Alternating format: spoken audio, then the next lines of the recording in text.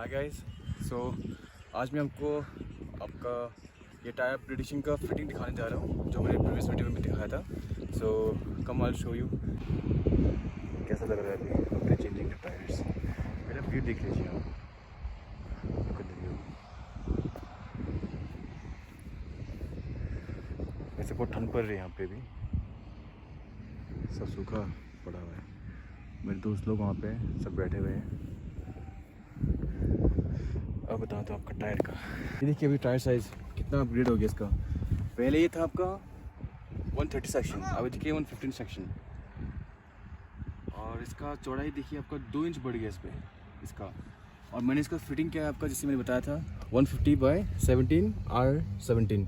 इसका डिफरेंस क्या है मैं जब बता रहा हूँ उसका। देखिए अगर आपने अल्फ़ा H1 का लगाते हैं अपोलो तो उसमें क्या होता है आपका, इसमें और 1 इंच कम हो जाता है यहाँ पे।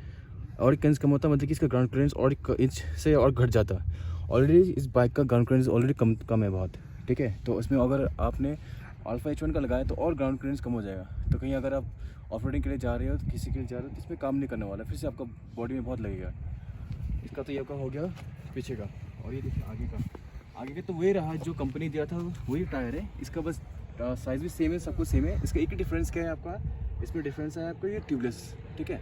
तो अभी कहीं अगर जा रहे हो आप ऑफ रोडिंग करो, इसकी ये रास्ता देखिए, ये इस तरह कहीं रहते हो, कभी कभी क्या रहता है इस पर रहता है।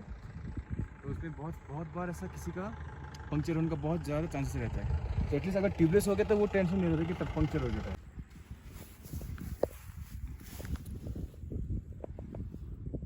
बाकी है आपका बैलेंसिंग। अभी जो आप जो रोड देख रहे हैं, आप ये जो रोड्स ऐसे टर्निंग्स में भी आराम से में इसका कॉन्फिडेंस रहता है, मैं बेंडिंग कर सकता हूँ। और आपका लीनिंग भी करने से इतना प्रॉब्लम नहीं आ रहा है अभी। आई मीन लाइक बैलेंसिंग बहुत काफ़ी हद तक अच्छा हो गया अभी। स्पीड भी अगर आप निकल भी जाते तो इतना कुछ प्रॉब्लम नहीं आ रहा है। और दूसरी बात अगर ब्रेकिंग भी अभी बहुत बढ़िया हो गया आपका पहले के मुताबिक। उसका ग्रिप बहुत अभी अच्छा हो गया।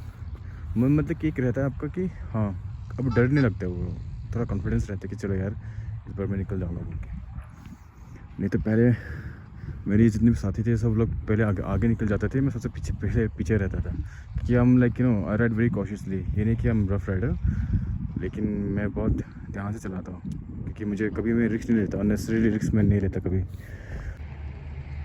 अगर आप कॉन्टिनेंटल GT ले रहे हो तो tyre upgradation is a must, क्योंकि हाँ जो कंपनी टायर दिया है वो ट्यूबलेस नहीं है, वो ट्यूब टायर है। तो कभी भी आप जा रहे हो तो बाकी इसमें प्रॉब्लम्स तो बहुत है।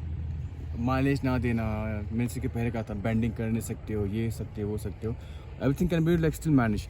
बट देन अगर टायर कहीं पंक्चर हो जाता है आपका, जिसके अभी आजकल हम आए बहुत दूर, यहाँ में अगर आपको टायर अगर पंक्चर हो गया तो सोच लो बहुत बड़ी दिक्कत में पड़ने वाली हो। क्योंकि एक तो हो गया आपका सबको ये टायर खोलना नहीं आता है, दूसरा है मैकेनिक फट से मिलेगा नहीं आपको, तीसरा अगर मैकेनिक मिल भी गया फिर टायर शॉप ढूंढो, फिर टायर शॉप में जाने के लिए इसको खोल के फिर टायर पर निकालो, फिर ट्यूब निकालो, फिर ट्यूब निकाल के फिर बना के फिर डालो, फिर फिटिंग करने में आपको और लग जाएगा। अगर इसमें फिटिंग भी फट से दूसरे बाइक की तरह नहीं है। ये कॉन्टिनेंटल GT और आपका इंटरसेप्टर, ये दोनों बहुत बड़ा इशू होता है पीछे का टायर लगवाने के लिए।